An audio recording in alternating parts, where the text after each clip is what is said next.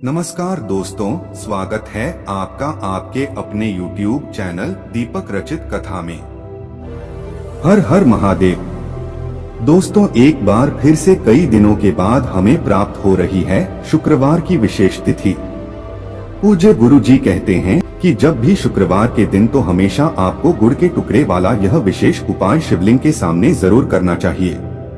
ये उपाय करने के बाद अगर आपकी कोई ऐसी विशेष मनोकामना है जो कई सारे प्रयास करने के बाद परिपूर्ण नहीं हो पा रही है, चाहे आपकी धन प्राप्ति की इच्छा हो या आप अपना कोई व्यापार करना चाह रहे हो या आप सरकारी नौकरी में बैठने जा रहे हैं, उसका एग्जाम देने जा रहे हैं या फिर इंटरव्यू देने जा रहे हैं, और या फिर आपकी मकान दुकान या फिर जमीन से संबंधित कोई मनोकामना है, तो पूज्य गुरु जी कहते हैं कि इस विशेष उपाय को अगर आप हर शुक्रवार के दिन करते हैं तो आपकी ये हर मनोकामना महादेव की कृपा से बहुत ही जल्द परिपूर्ण हो जाएगी।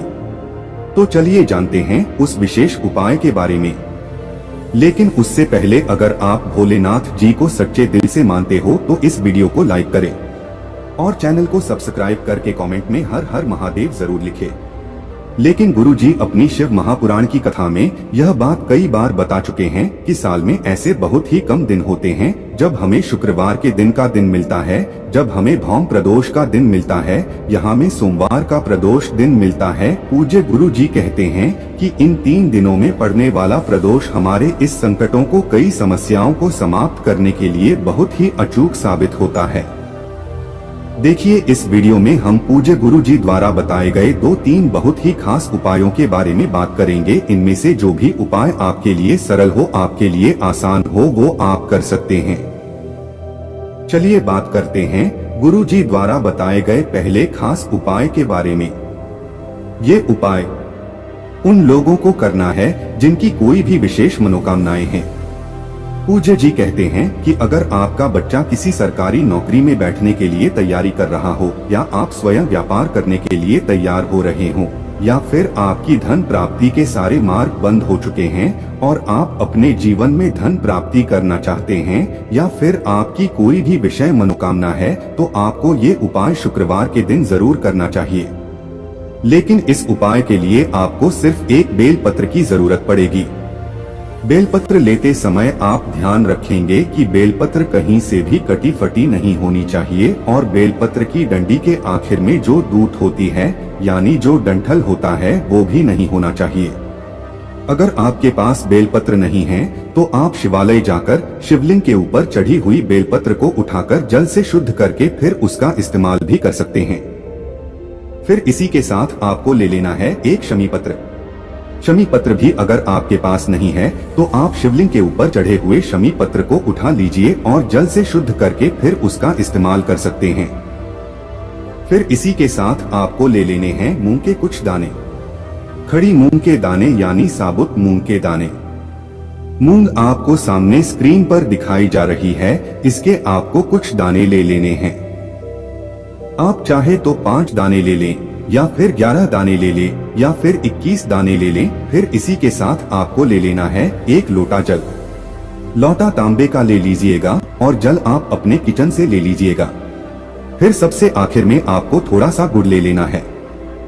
एक गुड़ का टुकड़ा ले लीजिएगा, चूंकि आप सभी जानते हैं कि शुक्रवार का दिन माता लक्ष्मी जी को प्रसन्न करने के लिए सबसे उत्तम साबित होता है, और माता लक्ष्मी जी को लाल रंग की सामग्री बहुत ही प्रिय होती है, इसलिए आपको यह एक गुड़ का टुकड़ा ले लेना है।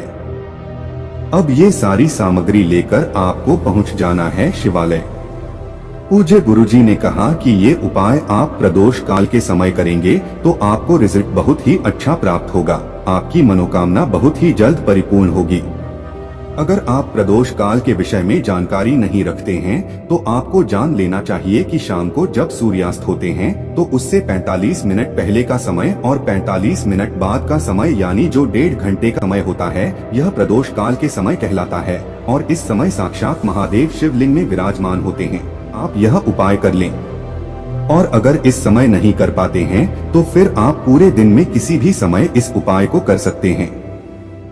अब शिवालय पहुंचकर सबसे पहले आप जो एक बेल पत्र लेकर आए हैं वो इस 1 लोटे जल में डाल लीजिए, आप जो एक शमी पत्र लेकर आए हैं वो इसे एक जल में डाल लीजिए। आप जितने मूंग के दाने लेकर आए हैं उतने मूंग के दाने को इस लौटे जल में डाल लीजिए। और आप जो एक गुड़ का टुकड़ा लेकर आए हैं उस गुड़ के टुकड़े को भी से एक लोटा जल में डाल लीजिए। अब ये सारी सामग्री डालने के बाद आपका यह एक लोटा जल तैयार हो गया है। अब इस एक लोटा जल को आप शिवलिंग के ऊपर धीरे धीरे समर्पित करते जाएंगे और लगातार शिव महापुराण के मूल मंत्र श्री शिवाय नमस्तुभ्यम का स्मरण करते जाएंगे, या फिर आप ओम नमः शिवाय मंत्र का भी स्मरण कर सकते हैं।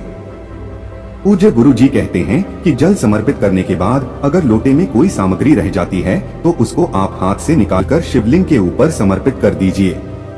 इसके बाद आपके जीवन की जो भी विशेष मनोकामना है जिसके लिए आप यह उपाय कर रहे हैं उसको परिपूर्ण करने के लिए आप महादेव से प्रार्थना कर लीजिए। गुरुजी कहते हैं कि आप सिर्फ एक शुक्रवार के दिन जो प्रदोष व्रत पड़ता है उस एक प्रदोष व्रत के दिन आप यह उपाय करेगा, आपको यकीन दिलाते हैं कि आपकी वह बड़ी से बड़ी मनोकामना बहुत ही जल्द महादेव की कृपा से परिपूर्ण हो जाएगी। अब इसके बाद बात करते हैं पूज्य जी द्वारा बताए गए दूसरे खास उपाय के बारे में। लेकिन उससे पहले आप लोगों को एक विशेष बात जरूर समझ लेनी चाहिए जो पूज्य गुरुजी ने भी अपनी शिव महापुराण की कथा में बताई है।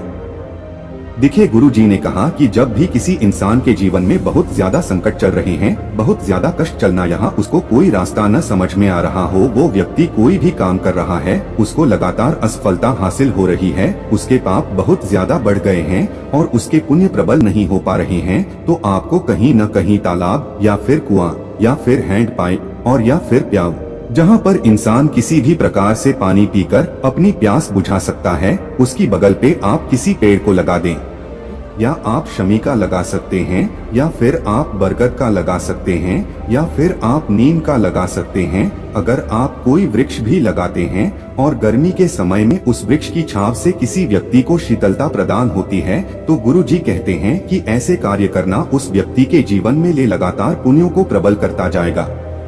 उस व्यक्ति के पुण्य प्रबल होंगे तो उसके पाप नष्ट होंगे, और जब पाप नष्ट होंगे तो उसके जीवन में सुख समृद्धि और वैभव की प्राप्ति होगी।